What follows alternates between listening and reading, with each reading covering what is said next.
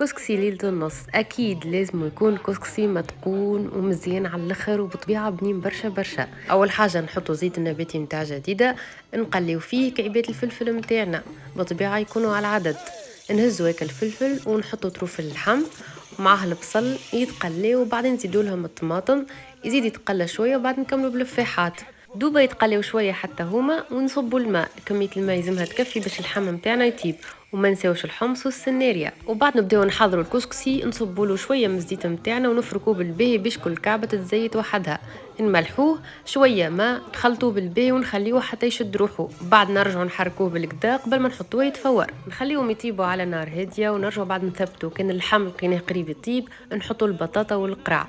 الطيب خضرتنا ما تاخذش ياسر وقت، بالكل وقتها سي الكسكسي متاعنا حضر ونسقيوه. وتوا نحطوا شويه زيت جديده في الطاوه، نقليو فيه شويه لوز ابيض، وكان عندكم شويه كاجو باش هكاك نحضروا الزينه نتاع الكسكسي متاعنا.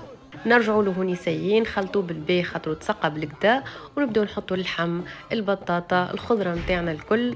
وما نساوش كعبات الحمص كعبات الزبيب الكحل، وما نساوش الفاكهه اللي قليناها زاده نزينوا بها. حاصله خرج صيفه كسكسي ما شاء الله يعمل 66 كيف.